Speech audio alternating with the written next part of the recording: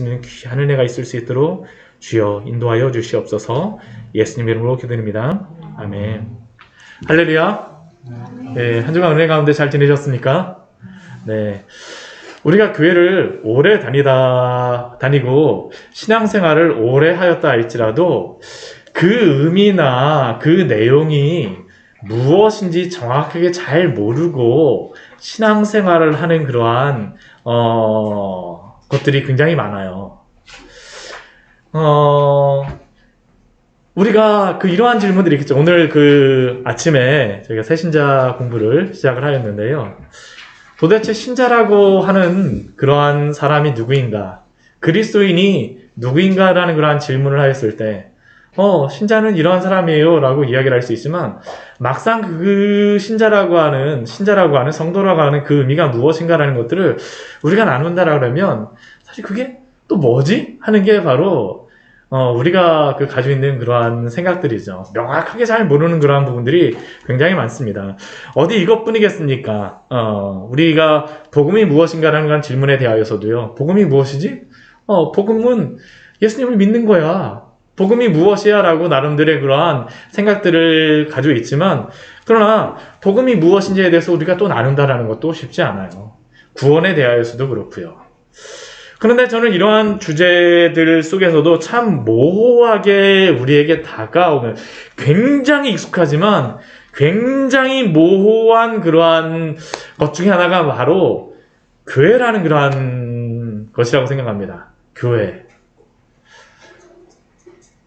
오랜 시간 다니시지 않으셨습니까? 물론 얼마 다니시지 않으신 분들도 있으시지만, 저 같은 경우는 모태신앙으로 어머니의 뱃속서부터 다녔지만, 저희 아버지가 목회자로, 태어나니까 저희 아버지가 목사님이었습니다. 그러니까, 그렇게 오랜 시간 동안 제가 교회를 다녔지만, 교회가 무엇이냐라는 그 질문에 대하여서는 사실 명확하게 잘 몰랐던 것 같아요.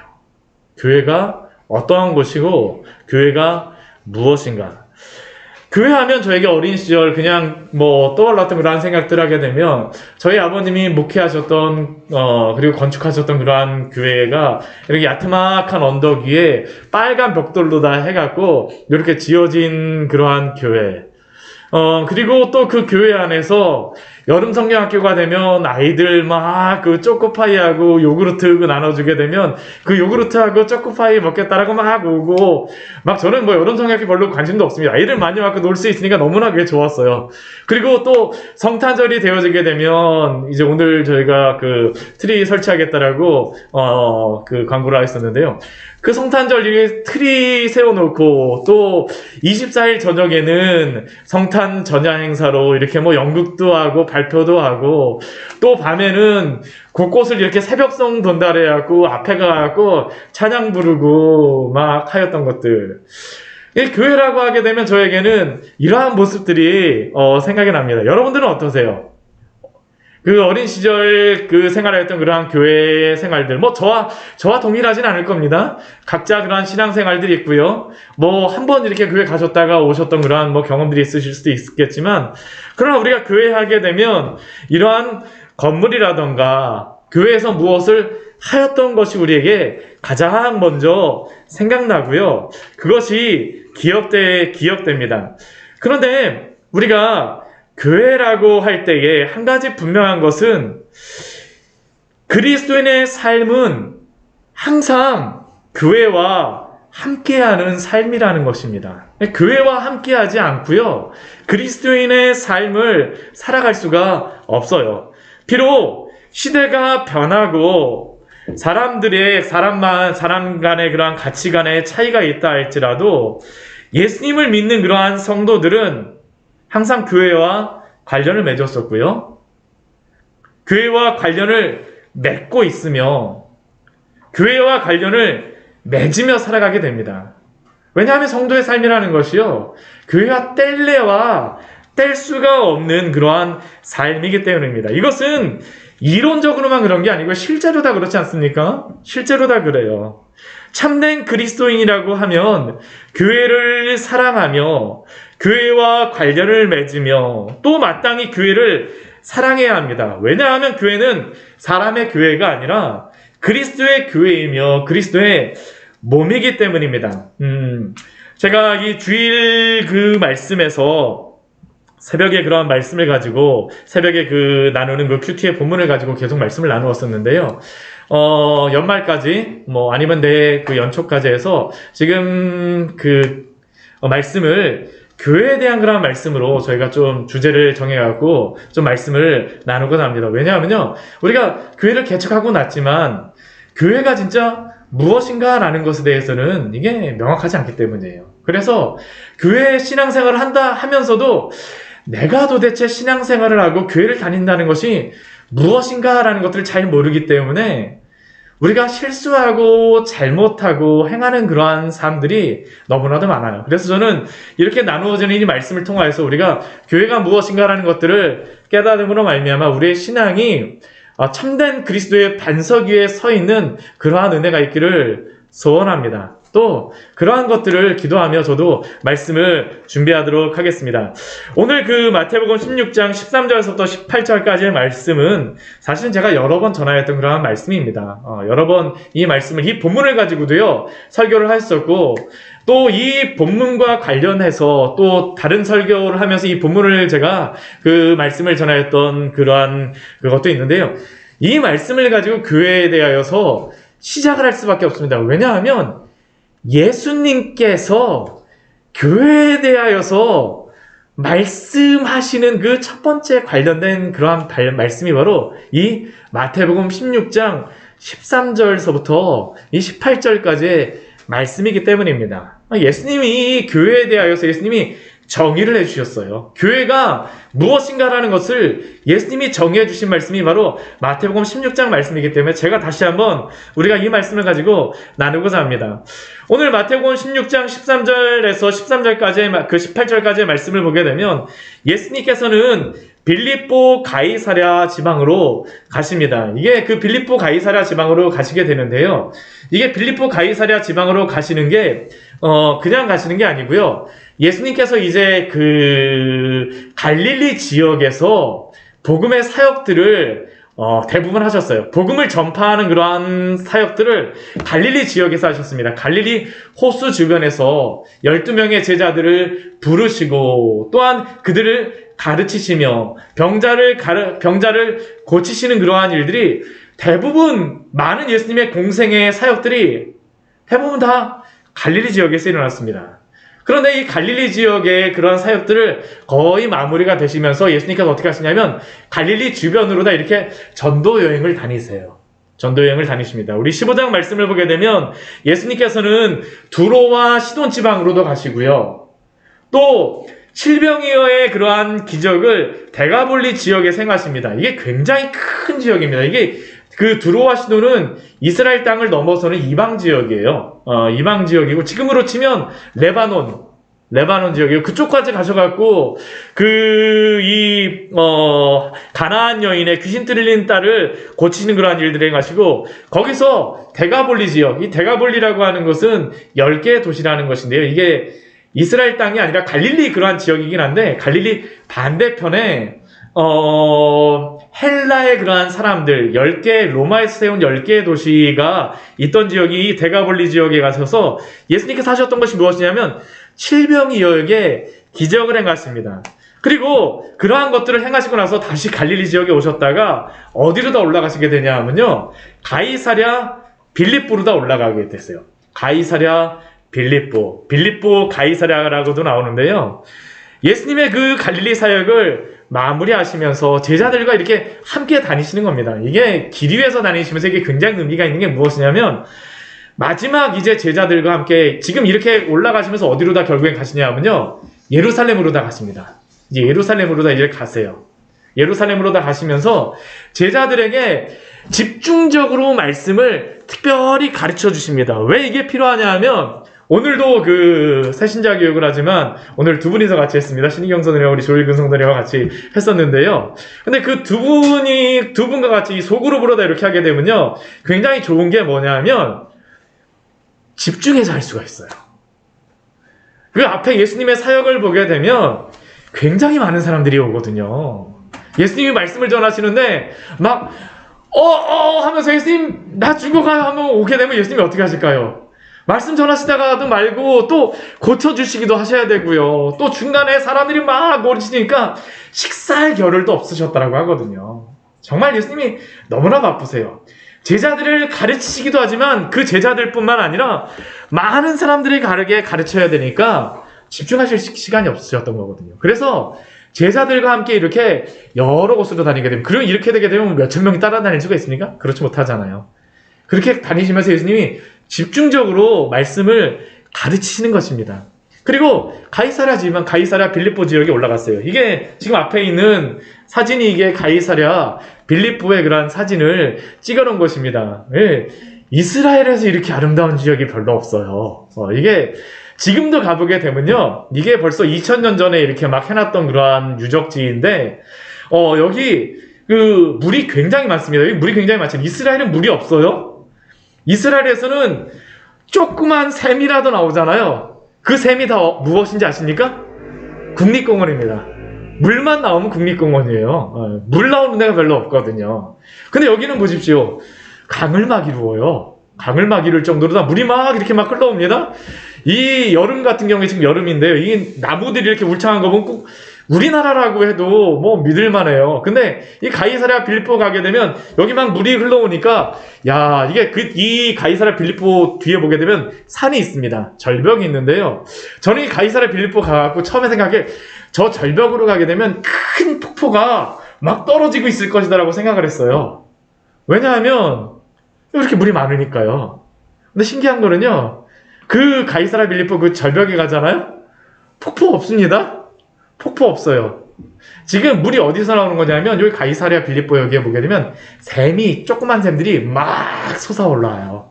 이게 헐몬산에 그 여름에 그 겨울에 내렸던 눈이라던가 이슬도 굉장히 많이 내리는데요. 거기에 그 내렸던 눈과 비들이 헐몬산에서 이렇게 쭉 내려온 다음에 어디서 터져서 나오냐면 이 가이사랴 빌립보 지역에서 샘이 터지는 겁니다. 그리고 단이라는 지역에서 이렇게 막 샘이 터지거든요. 그러니까 여기 가보면 위에 뭐 강이 있어서 내려오는 게 아니라 갑자기 샘이 터져갖고 올라옵니다. 그러니까 되게 신비로워요. 그러다 보니까 여기에 무엇이냐 하면요, 그 오랜 시절서부터 고대로부터 여기에 우상의 그러한 산당들이 있었습니다. 그래서 여기에 가보면 무엇이냐 하면 판신이라 그래갖고 반인 반수의 그러한 신, 그러니까 목동의 그러한 신이라고 하는데요. 판신전도 있었고요. 또 이 시대에는 무엇이 있었었냐 하면 헤롯 빌립 2세가 로마 황제에게 바치면서 이곳에다가 큰 이러한 그 황제를 위한 그러한 그 산당을 만들어 놨습니다. 그러니까 황제를 숭배하는 그러한 산당이 바로 이 어디에 있었었냐면 가이사랴 빌립보에 있었어요. 이 가이사라는 의미가 무엇입니까? 로마의 황제를 가이사라 그러잖아요. 이게 너무나도 아름답고 좋기 때문에 이곳에 이렇게 아름다운 물 이렇게 흘러내려올 수 있도록 하고요. 또 이곳에다가 그러한 우상 신전들도 지음으로 말미암아 굉장히 아름답게 만들어진 곳이 바로 이곳입니다. 우상 숭배가 있는 이곳, 또 아름다운 이곳. 그런데 이곳에서 예수님께서 질문을 하세요. 무엇이라고 질문하십니까? 제자들에게 질문하세요. 사람들이 인자를 누구라 하느냐? 사람들이 나를 누구라 하느냐라고 질문합니다.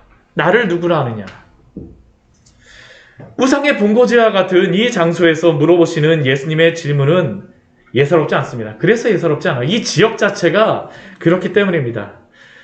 왜냐하면 이곳은 예수님이 이러한 질문을 하기에 합당하지 않은 장소예요. 쉽게 얘기하면 이런 거죠. 저희가 그 성경 공부를 한다는데 제가 어디서 성경 공부를 한다라고 하냐면 불국사 경내에 가고 대웅전 앞에서 성경 공부하겠습니다. 하게 되면 그게 성경 공부하기 좋은 장소인가요? 사실은 그렇지 않아요. 지금 여기가 그런 것입니다. 가이사랴 빌립보 앞에서 우상의 그러한 그 신전이 서여져 있고요. 그곳에 가서 예수님이 지금 성경 공부하시는 것이에요. 제자들에게 질문한 겁니다. 너희가 나를 누구라 하느냐? 그런데 이것이 반드시 필요한 질문이었기 때문이에요. 반드시 필요한 질문입니다. 왜냐하면 바로 그것에서 예수님은 제자들에게 자신이 누구이신지를 알려주시고 싶으셨기 때문입니다. 여러분들은 예수님이 너희가 나를 누구라 하느냐, 그 사람들이 나를 누구라 하느냐 하려면 여러분들은 예수님에 대해서 어떠한 분이라고 말씀하시겠습니까? 여기서 제가 크게 말씀하시진 않으셔도 됩니다. 소그룹 성경 공부하기에는 제가 한번 다 물어봤을 텐데 여기서 질문하시진 않으셔도 되지만 여러분들은 예수님을 누구라고 하시겠습니까? 어떤 분으로 여러분들은 고백하시겠습니까? 어떤 분이라고 여러분들은 생각하십니까? 예수님이 지금 질문하신 것이에요. 세상 사람들은 나를 누구라고 하느냐? 그러자 그 제자들이 예수님께 대답합니다. 어떤 사람은요, 예수님을 세례 요한이라고도 하고요. 어떤 사람은 예수님을 엘리야라고도 하고요. 어떤 사람은 예수님을 예레미야라고도 하고 어떤 사람은 예수님을 선지자 중에 하나라고 합니다. 라고 제자들이 대답합니다. 근데 지금 제자들이 대답하는 건요, 그냥 이야기하는 게 아니고 실제로 다 그 시대에 예수님에 대하여서 말하였던 것입니다. 누가 예수님에 대하여서 세례 요한이라고 그 생각을 했을까요? 우리가 성경에 보게 되면 대표적으로 나와 있는 그 사람이 있습니다. 우리 마태복음 우리 16장 말씀 가운데 우리 마태복음 14장 말씀 한번 볼까요? 우리 마태복음 우리 14장 말씀에 보게 되면 우리 1절과 2절 말씀 우리 같이 한번 읽어볼게요. 마태복음 14장 1절과 2절 말씀에 보게 되면 이러한 말씀이 있습니다. 우리 같이 한번 읽어보겠습니다. 같이 읽을게요. 그때 분봉왕 헤롯이 예수의 소문을 듣고 그 신하들에게 이르되 이는 세례 요한이라 그가 죽은 자 가운데서 살아났으니 그러므로 이런 능력이 그 속에서 역사하는도다 하더라. 지금 이 말을 말하는 것이 누굽니까? 헤롯이에요. 헤롯. 그 시대 갈릴리를 다스리던 그 헤롯 그 분봉왕이 예수님에 대해서 누구라고 생각했었냐면요, 세례 요한이라고 생각했습니다. 세례 요한이 어떻게 됐다는 것이에요? 부활해갖고 다시 살아나갖고 된 사람이 바로 예수님이라는 것입니다. 근데 아십니까? 세례 요한을 누가 죽였을까요? 헤롯이 죽였어요. 자기가 죽이고 나서, 자기가 세례 요한을 죽이고 나서요, 예수님이 막 그냥 기적도 행하시고 이적도 행하시니까 예수님에 대해서 저 사람은 세례 요한이야. 이 헤롯의 마음속에 스스로 자기 발이 막 찔린 것이죠. 제발 저리는 겁니다. 도둑이 제발 저린다고요. 지금 세례 요한이 마음속에 막 제발 저리고 있는 것입니다. 왜 세례 요한을 죽였었냐 하면요, 그 세례 요한이 마켈루스 요새라는 곳에서 죽임을 당하였는데, 이 마켈루스 요새는 어디냐 하면 그 요르단 쪽에, 요르단 동편에 가게 되면요, 그 헤롯이 그 여름 궁전으로 사용했던 곳이 바로 이 마켈루스 요새입니다. 근데 마켈루스 요새에 보게 되면 가장 꼭대기에 올라가게 되면 헤롯의 여름 궁전이 있고요, 중간쯤 가보게 되면 무엇이 있냐 하면 굴이 있습니다. 굴이 있어요. 근데 전승에서 내려오는 그러한 얘기가 뭐냐 하면, 전승에서 뭐라고 얘기하냐면 그 굴에 세례 요한이 갇혀 있었다라고 합니다. 근데 왜 그곳에 가뒀었냐 하면요, 이 헤롯이 14장 뒤에 말씀해 보게 되면 그 헤롯이 자기의 동생 빌립의 아내를 자기 아내로다 삼았어요. 이게 말이나 되나요? 이 가나안 지역, 그래도 이 하나님을 섬기는 그 민족이라고 하는데 동생의 아내를 빼앗아 갖고 아내로 삼았으니까 세례 요한이 이것에 대해서 뭐라 할까요? 당신은 죄인입니다 하고선 만방에다 다 소리를 지르고 다니는 겁니다. 그러니까 이것을 너무나 듣기 싫었던 거예요. 그러니까 헤롯이 이 세례 요한을 참수를 시켰어요. 그러고 나서 어떻게 된 거예요? 예수님이 막 다니니까 마음에 막 찔리는 거예요. 야, 저 사람은 세례 요한이 다시 살아난 거야. 실제로 다 이렇게 얘기했던 겁니다. 더러는 세례 요한이요. 또 어떤 사람들은 예수님에 대해서 무엇이라고 말합니까? 엘리야라고 말합니다. 엘리야라고. 이 엘리야라고 하는 것도요, 그냥 이야기하는 게 아니고, 우리 예수님 죽으실 때 우리 마태복음 우리 또 말씀 한번 볼까요?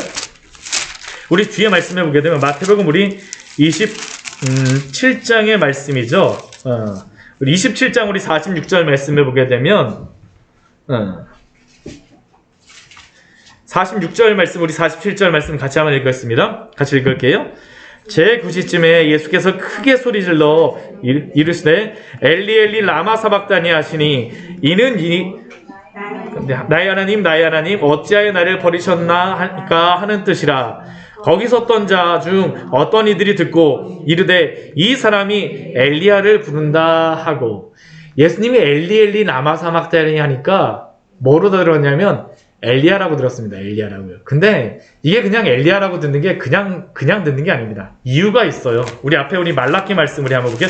마태복음 바로 앞에 그 구약의 마지막 말씀입니다. 구약의 마지막 말씀이 말라기의 말씀인데요. 말라기의 구약을 마무리하면서 말라기 선지자를 통하여서 하나님이 약속하신 그 약속이 있었습니다. 이스라엘 백 400년 동안 선지자가 없었는데요. 그 시대에 이들이 가졌던 신앙이 바로 이것이었습니다. 우리 말라기 4장 우리 5절 말씀, 우리 6절 말씀 볼게요. 구약 가장 마지막입니다. 말라기 4장. 신약 우리 마태복음 바로 앞에 보면 있습니다. 그 앞에 성경에 말라기 4장 5절과 6절 말씀입니다. 같이 한번 읽겠습니다. 보라, 여호와의 크고 두려운 날이 이르기 전에 내가 선지자 엘리야를 너희에게 보내리니 그가 아버지의 마음을 자녀에게로 돌이키게 하고 자녀들의 마음을 그들의 아버지에게로 돌이키게 하리라. 돌이키지 아니하면 두렵건대 내가 와서 저주로 그 땅을 칠까 하노라 하시니라. 아멘. 지금 이스라엘 백성에게 마지막 선지자를 통하여서 약속해 주셨던 것이 무엇입니까? 엘리야를 보내주시겠다라는 것이에요. 그러나 이스라엘 백성들은 메시아가 온다라고 할 때 그들은 무엇을 생각했었냐면 엘리야가 언제 올까라는 것을 생각한 겁니다. 처음에는 세례요한을 엘리야라고도 했습니다. 세례요한이 허무하게 죽었어요. 근데 예수님이 기적과 이적을 행합니다. 그러니까 예수님에 대해서 그 사람들은 무엇이라고 생각을 할까요? 엘리야구나. 엘리 라마 사박다니 하니까 그 사람들은 예수님에 대해서 뭐라고 하는가? 엘리야를 부르는구나. 이제야 말하는구나. 이게 실제로 다 그 시대의 사람들이 예수님에 대해서 말하였던 겁니다. 또 어떤 이는 예레미야라고도 합니다. 예레미야 선지자 같은 경우는 굉장히 유명한 그러한 선지자죠. 그러니까 성경에서 나오는 이거 성경에 대해서 잘 알지 못하는 겁니다. 예레미야는 특별히 관련은 없어요. 그렇지만 성경에서 예레미야 유명한 선지자니까 그런 선지자인가 봐 우선 풍어를 읊는 거죠. 그렇죠. 이스라엘 사람들이니까. 또 선지자 중에 하나라고 말하고 있는 겁니다. 지금 이게 이 시대 사람들이 예수님에 대해서 말하고 있는 것이죠. 근데 예수님께서는 이 질문, 사람들이 나를 누구라 하느냐라는 그 질문에 대해서 그 답변을 드리셨지만 그것으로서만 끝나지 않습니다. 또 다시 한 가지의 질문하시죠. 무엇이라고 예수님께서 질문하세요? 너희는 나를 누구라 하느냐라고 질문하시죠. 예수님께서 지금 성경 공부하시는 거예요. 그렇다면 너희는 나를 누구라 하느냐? 우리의 신앙 고백이, 제자들의 그러한 고백이 무엇이냐라는 겁니다. 이것이 참 중요한 질문이죠. 지금 그들은 우상숭배의 중심지인 가이사랴 빌립보 지역에 있습니다. 이곳은 농경과 목축의 신인 고대 판신년이 있었을 뿐만 아니라 황제 숭배를 위한 곳이기도 합니다. 우상숭배가 만연한 이곳에서 예수님은 지금 3년 동안 하나님 나라의 말씀을 가르치시고 복음에 대해서 가르치신 후에 제자들에게 지금 질문하고 있는 것입니다. 거의 마무리하시면서 질문하신 것이에요. 너희는 나를 누구라 하느냐? 세상의 모든 사람들은 예수님을 세례 요한이 부활한 것이라고 생각을 하고 그 사람들은 예수님을 그 선지자로서 이야기하고 그렇게 말하는데 지금 너희는 나를 누구라 하느냐? 우리도 지금 이 시대 속에 살아가고 있지 않습니까? 무신론이 판을 치고 있죠. 이 세대 속에서 많은 예수님에 대해서 말하는 그러한 사람들 가운데에서 여러분들은 예수님을 누구로 고백하십니까? 많은 세상의 다종교의 시대 속에서 이제는 전 세계의 종교가 무엇인지 우리 대충 알아요. 그렇죠? 이 중동 지역에 가면 어떤 종교입니까? 이슬람이고요. 그렇죠? 중국에서는 무엇이에요? 중국 쪽에서는 불교고 또 인도 쪽에서는 종교가 무엇입니까? 힌두교고요. 인도네시안 종교가 무엇이죠? 이슬람입니다. 그렇죠? 어떤 지역에 무슨 종교가 있는지 대충 알아요. 그렇죠? 그러한 속에서 여러분은 예수님을 누구라고 고백하십니까? 세상의 사람들은 요즘 시대의 예수님에 대해서 이렇게 이야기하죠. 지금 뭐 이렇게 구약의 선지자로 여기지는 않지만 그러나 예수님을 세계 4대 성인 중에 한 명으로 치지 않습니까? 그렇죠? 그 4대 성인이 누구입니까? 뭐 석가모니 있고 공자 있고 소크라테스. 그러한 사람들 중에 한 명으로 예수님을 세상 사람들은 여기고 있는데 너희는 나를 누구라 하느냐라고 지금 예수님께서 우리에게 질문하시는 겁니다. 이러한 질문에 대하여서 시몬 베드로가 대답하는 그 대답이 무엇입니까? 우리 16절 말씀이 너무나도 중요해요. 우리 16절 말씀 같이 한번 읽어보도록 하겠습니다. 시몬 베드로가 대답하여 이르되 주는 그리스도시요 살아계신 하나님의 아들이시니이다. 이것을 보통 우리가 베드로의 신앙 고백이라고 하는데 이것은 예수님이 누구신가에 대한 정확한 답이죠.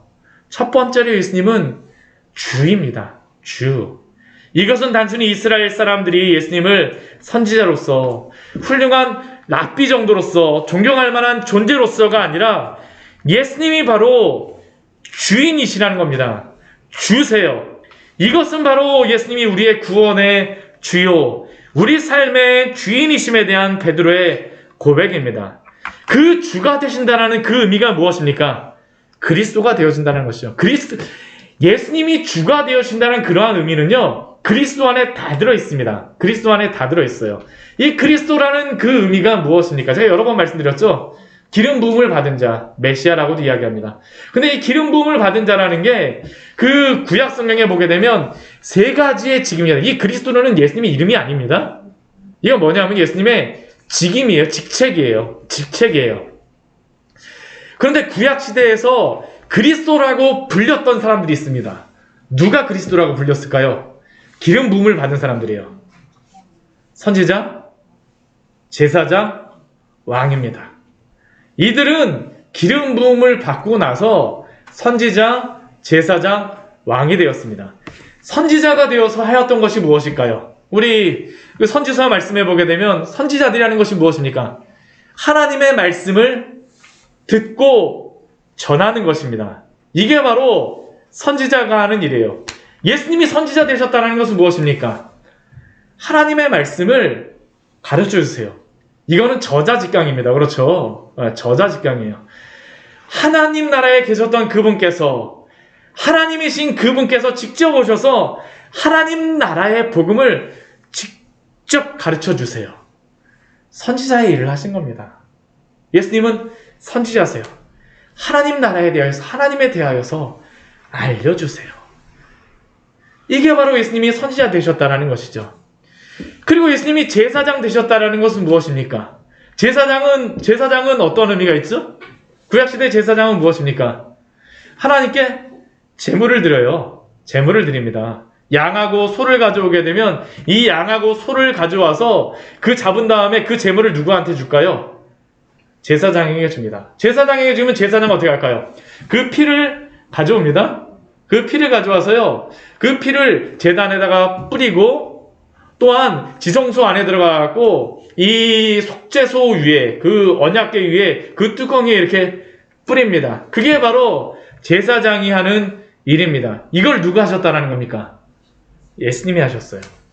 예수님이 제사장 되셨다는 그 의미는 무엇일까요? 그냥 이게 지식적인 게 아닙니다. 예수님이 제사장 되셨다는 그 의미는 무엇이냐면요, 예수님이 제물이 되셨다는 겁니다.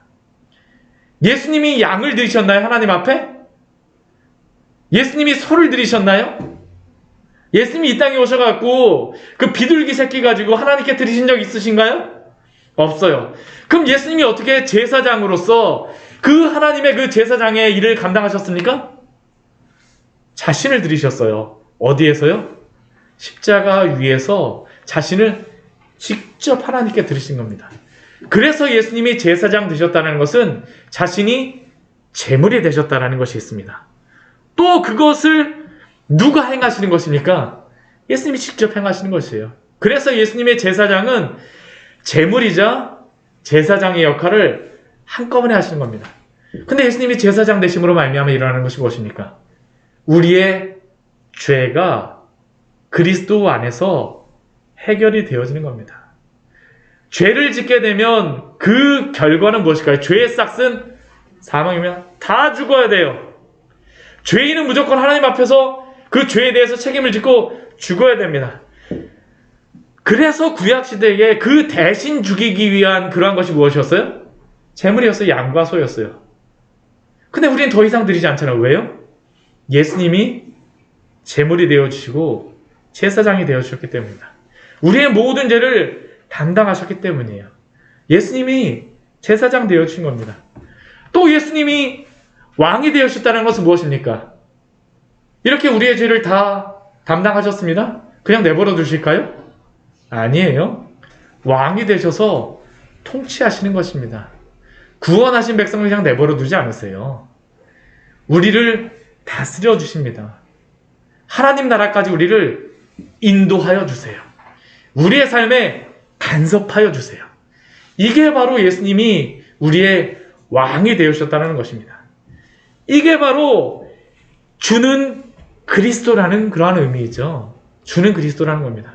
이게 사람이 할 수 있을까요? 아니요. 오직 누가 하는 것입니까? 살아계신 하나님의 아들로서 이 땅에 오심으로 말미암아 예수님께서는 이 모든 구원의 일들을 그리스도로서의 그러한 일들을 행하심으로 말미암아 우리의 주인이 되어주신 것입니다. 주인이 되어주셨어요. 놀라운 신앙 고백입니다. 놀라운 신앙 고백이에요. 사실은 이 주는 그리스도시요 살아계신 하나님의 아들이시다라는 이 고백 안에 기독교의 온갖 진리가 다 들어가 있습니다. 복음의 핵심이 들어가 있어요. 그리고 이것을 고백하는 사람들이 누구일까요? 성도입니다. 이것을 믿는 사람이 누구일까요? 신자입니다. 이러한 것을 고백하며 믿는 사람들을 그리스도인이라고 하는 겁니다. 아무나 신자라고 하지 않습니다. 아무나 신자라고 하잖아요. 이 신자라고 하는 것은 믿는다는 의미 아닙니까? 내가 내 주먹을 믿는다라고 신자일까요? 아닙니다. 성도일까요? 아닙니다. 그리스도인일까요? 아닙니다. 그리스도를 믿는 사람이 바로 성도요, 신자요, 그리스도인입니다. 그리스도인이에요. 베드로가 잘 대답했나요? 제대로 대답했습니다. 제대로 대답했어요. 제대로 대답했습니다. 근데 이러한 베드로의 고백을 들으시고 나서 예수님이 18절에서 이렇게 말씀하세요. 18절 말씀 같이 한번 읽어보겠습니다. 또 내가 네게 이르노니 너는 베드로라. 내가 이 반석 위에 내 교회를 세우리니 음부의 권세가 이기지 못하리라. 이 베드로의 고백이 중요한 더 큰 이유가 바로 18절 말씀에 예수님께서 말씀하여 주십니다. 천주교회 가톨릭에서는요, 이 말씀을 가지고 베드로의 사도권이 이 베드로 위에서 세워졌기 때문에 오직 천주교에만이 참된 그러한 구원의 능력이 있다라고 말을 합니다. 실제로 그들은 물리적으로 다 그렇게 이야기를 해요. 베드로의 무덤이 어디 있는지 아십니까? 우리 로마에 가게 되면 바티칸 성당을 무엇이라고 얘기해요? 성 베드로 성당이라고 그러잖아요. 그렇죠? 그들이 말하는 게 뭐냐면 그 베드로의 무덤, 실제로 다 로마에서 베드로가 죽었잖아요. 사도 바울도 로마에서 죽었잖아요. 베드로와 사도 바울이 죽은 그곳에 무엇을 세운 겁니까? 교회를 세웠어요. 교회를 세웠어요. 그래서 참된 교회는 무엇만 참된 교회라고 카톨릭에서 이야기할까요? 카톨릭만 참된 교회라고 이야기하는 게 바로 여기서 나오는 겁니다. 여기서 나오는 것이에요. 너는 베드로라. 베드로라는 의미 자체가 뭐냐 하면 바위라는 의미가 있습니다. 그 반석이라는 그런 의미가 있어요. 뭐 바위에서 떼어낸 돌이라는 그런 의미도 뭐 그렇게 이야기도 하지만 너는 베드로라. 이름 자체가 반석이에요. 너는 베드로이니까 내가 이 반석 위에 내 교회를 세우리니. 베드로가 반석 같죠, 그렇죠? 근데 사실 이 반석의 의미는 무엇일까요? 베드로가 정말 반석일까요? 베드로가 반석이라고 하면요, 정말 이 말씀이 큰 문제가 됩니다. 왜냐하면 우리 마태복음 우리 16장 우리 18절에서 이렇게 말씀하시면요. 이 뒤에 말씀에 보게 되면 예수님께서 무엇을 말씀하시냐면 예수님이 십자가에 달려서 죽을 것을 말씀하십니다. 그런데 예수님이 십자가에 달려서 죽을 거라고 말하지만 베드로가 뭐라고 얘기하냐면 22절 말씀 보면 항변하여서 예수님 그러지 마십시오. 이 일이 결코 예수님께 미치지 않도록 내가 최선을 다하겠습니다. 그러자 예수님이 베드로에게 뭐라고 말씀하세요? 23절 말씀은 그렇게 말씀하시죠. 사탄아 내 뒤로 물러가라. 예수님의 구원의 반석이 갑자기 사탄이 되나요? 그러면 가톨릭이 무엇입니까? 사탄입니까? 사탄이 왜 세워진 건가요? 말이 안 되는 것이에요. 될 수가 없습니다. 이게. 그럼 이 반석이 무엇일까요? 베드로의 신앙 고백이라는 것입니다. 베드로의 신앙 고백이에요. 마태복음 16장 16절 말씀이 그래서 중요한 겁니다. 우리 마태복음 16장 16절 말씀 다시 한번 읽어볼까요? 시몬 베드로가 대답하여 이르시되 주는 그리스도시요 살아계신 하나님의 아들이시니이다. 이러한 베드로의 고백 위에 이 신앙 고백 위에 무엇을 세웁니까? 교회를 세운다라는 것입니다. 교회를 세운다라는 것이에요. 결국 교회의 의미가 무엇일까요? 바로 이것입니다. 주는 그리스도시요 살아계신 하나님의 아들이라고 신앙 고백을 하는 성도들의 모임이 바로 교회입니다.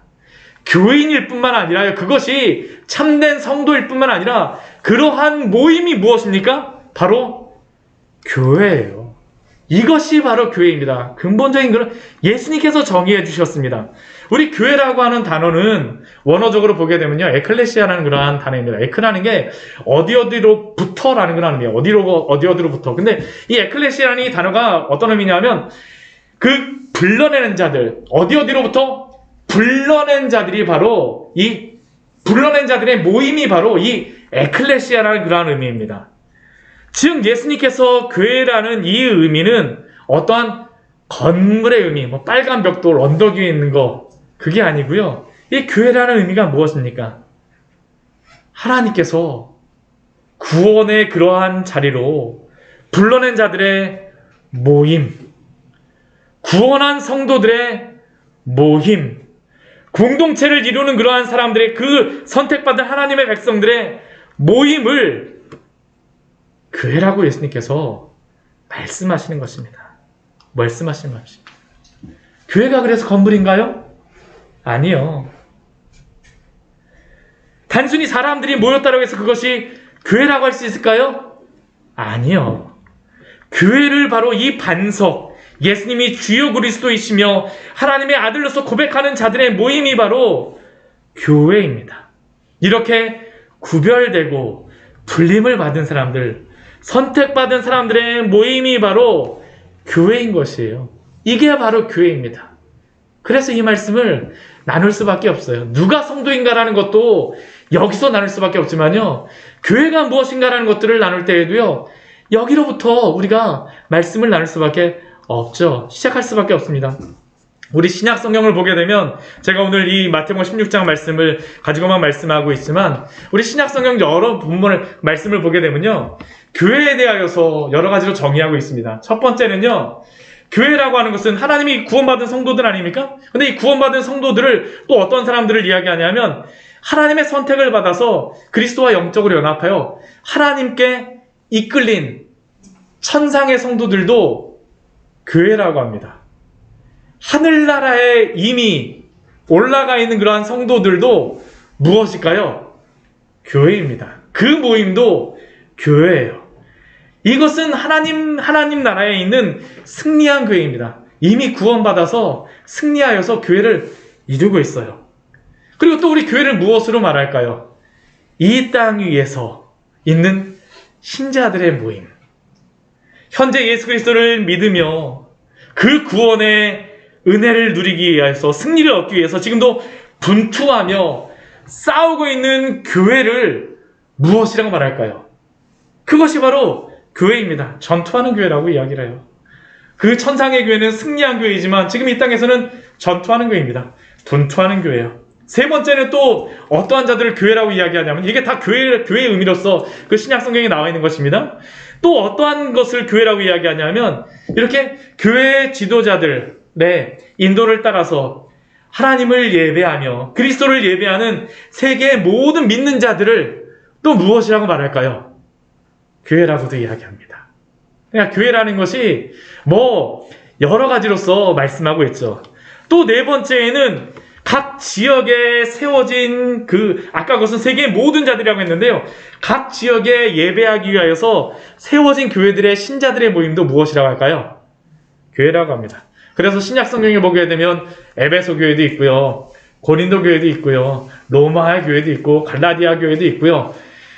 지금 여기는 어떤 교회입니까? 광야의 샘교회입니다. 광야의 샘교회요.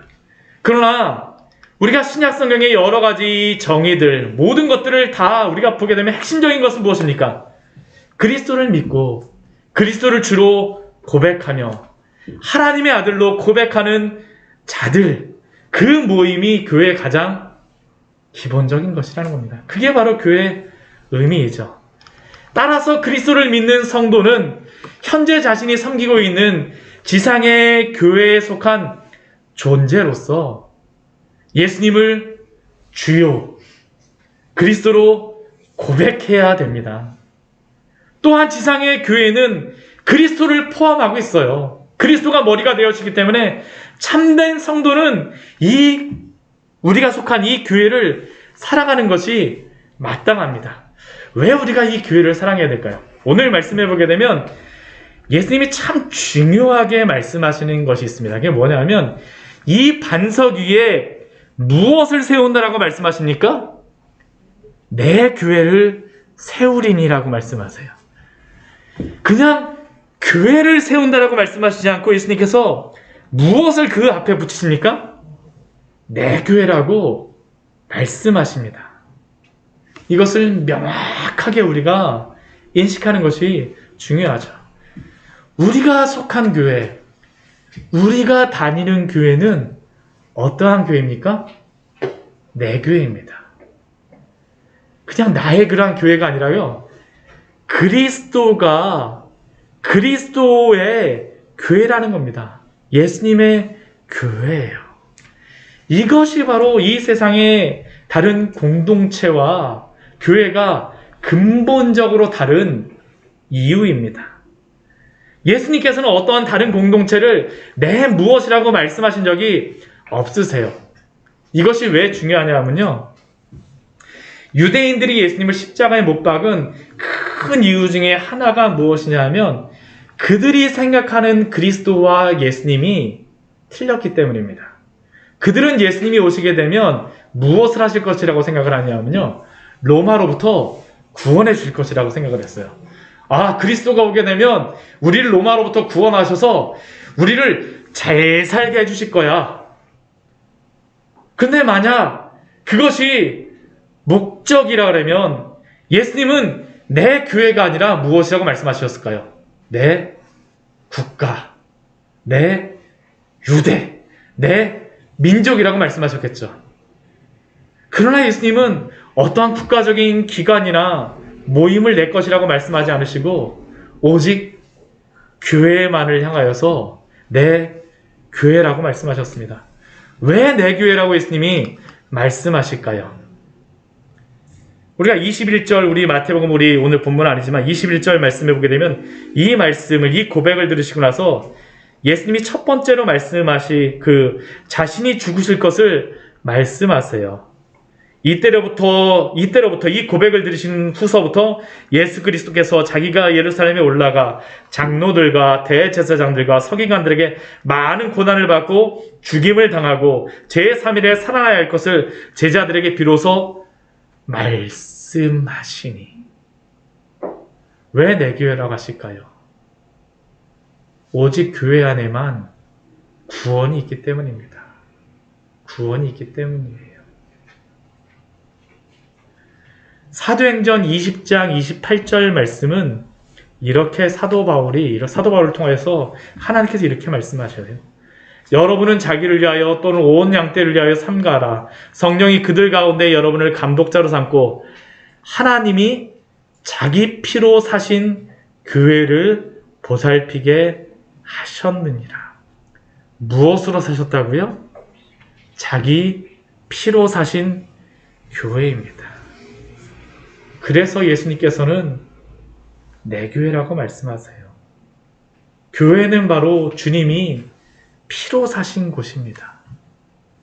교회는 주님의 피와 결부되어 있는 특별한 기관이기 때문입니다. 이 세상에 주님의 생명만큼 귀한 기관은 교회에는 그래서 없습니다. 때로는 지상의 교회가 많은 문제가 있죠. 때로는 교회 안에 여러 가지 실망하는 경험도 많습니다. 그러나 이렇게 허점투성이요 부족함이 있음에도 불구하고 그리스도는 교회를 위하여서 어떻게 하십니까? 자기 생명을 바쳐서 피로 사셨기에 예수님은 교회를 귀중히 여기시는 것입니다. 그리고 이것이 바로 우리가 왜 교회를 소중히 여기고 사랑해야 되는지를 알아주는 이유입니다. 왜요? 교회는 주님이 피로 사신 내 교회이기 때문이죠. 내 교회이기 때문입니다. 내 교회이기 때문입니다. 그렇다면 오늘 말씀은 우리에게도 분명한 질문을 합니다. 예수님을 주는 그리스도시요 살아계신 하나님의 아들로 믿고 고백하십니까? 믿으십니까? 믿으십니까? 그렇다면 주님이 피로 사신 교회, 주님이 내 교회라고 말씀하시는 교회를 사랑하십니까? 이게 그 다음에 따라 나올 수 있는 질문, 따라 나와야지만 하는 그러한 질문입니다. 오늘 말씀은 예수님을 주요 그리스도시요 하나님의 아들로 고백하는 성도, 또한 반드시 그러한 성도는 교회를 사랑할 수밖에 없고 귀하게 여길 수밖에 없음을 우리에게 말씀하여 줍니다. 왜냐하면 이 땅의 교회는 바로 주님의 교회, 그리스도의 교회, 내 교회, 피로 사신 교회이기 때문입니다. 이 시대의 신앙의 위기라고 이야기를 해요. 근데 저는 신앙의 위기다라는 그 의미는 바로 무엇의 위기냐면 교회의 위기인 것을 의미하는 시대입니다. 이 시대 교회와 분리되어서 신앙생활을 하기에 너무나도 편안한 시대가 되어졌죠. 그렇지 않습니까? 특히나 인터넷이 발전하고 모든 국민이 손에 다 핸드폰을 가져다닙니다. 이 핸드폰을 가져다니면서 우리는 무엇을 할 수 있습니까? 언제든지 말씀 들을 수 있죠. 언제든지 찬양할 수 있습니다. 더군다나 교회 나가지 않고도 헌금도 이제 인터넷으로 계좌 이체를 해도 돼요. 1년 360일 교회 한 번도 오지 않아도요 신앙생활하는 것처럼 우리가 살아갈 수 있습니다. 더군다나 요즘은 어떻습니까? 코로나 때문에요. 우리가 훈련도 잘 받고 있죠. 어떻게 예배를 처음에는 이거 이상한 것 같은데 코로나 때문에 집에서 이렇게 예배를 드려보니까 이것도 드릴만한데? 이것도 드릴만한데? 우리가 편안하기도 하고 익숙해지기도 하였습니다. 물론 어쩔 수 없이 이런 환경 속에서 우리 이렇게 예배 드릴 수밖에 없는 경우도 있습니다. 필요해요. 그런데 제가 이 시대를 보면서 이렇게 교회에 소속되지 않고 예배 드리는 그러한 이유가 사람들의 마음속에 어떤 마음이 있냐 하면요. 예수님은 좋지만 교회는 싫다라고 하는 예수님과 교회를 분리시키는 것이 그 안에 있어요. 사실은 이게 너무나도 그 안에 들어있는 것이죠. 영어로 다 이야기하면 무엇일까요? Jesus, yes. Church, no. 예수님은 좋지만 교회에 나가는 것은 싫다는 겁니다. 이 땅에 보이는 가시적인 교회 안에 교회답지 못한 모습을 보이며 예수님과 상관없는 교회의 모습을 보이기 때문임을 우리는 부인할 수가 없죠. 그리고 그 책임이 바로 교회에 속한 우리들에게 있음을 우리는 부인할 수 없습니다. 저도 예외가 될 수 없어요. 그러나 왜 교회밖에 답이 없을까요? 그것은 바로 교회만이 예수님이 피로 사신 내 교회이기 때문입니다. 이게 가장 중요한 이유예요. 이것을 모른다면요, 우리가 교회에 나오는 이유를 찾을 수가 없죠. 예수 그리스도로 인하여 구원을 받고 은혜를 입은 영혼은 그러나 아무리 이러한 시대적인 조류 속에 있다라고 하지만 우상숭배가 그 가득한 그 가이사랴 빌립보 속에서도 베드로가 무엇이라고 고백합니까? 주는 그리스도시요 살아계신 하나님의 아들이라고 고백하는 것처럼 교회가 지금 여러 가지로 위협을 당하고 넘어지려고 하지만 이것을 아는 성도는 어떻게 할까요? 교회에 속하게 됩니다. 그리스도를 사랑하는 성도는 그래서 그리스도를 사랑하지만 교회를 사랑하지 않는다라고 말할 수가 없습니다. 왜요? 그리스도의 그 사랑과 은혜를 알게 되면 교회를 사랑할 수밖에 없기 때문이죠. 내 교회이기 때문입니다. 내 피로 사신 교회이기 때문입니다.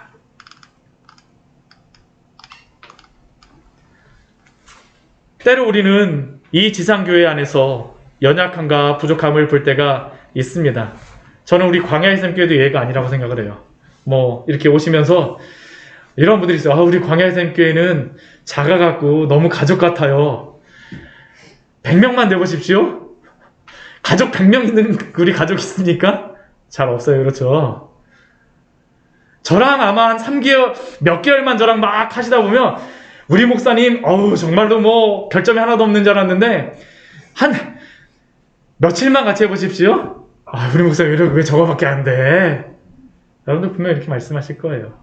우리 광야의 샘교회도 분명히 여러분들은 우리는 결점을 발견할 수 있습니다. 우리 광야의 샘교회도 예가 아니에요. 저도 그렇습니다. 그런 환상이 깨지는 데는 얼마 걸리지 않아요. 그러나 그럼에도 불구하고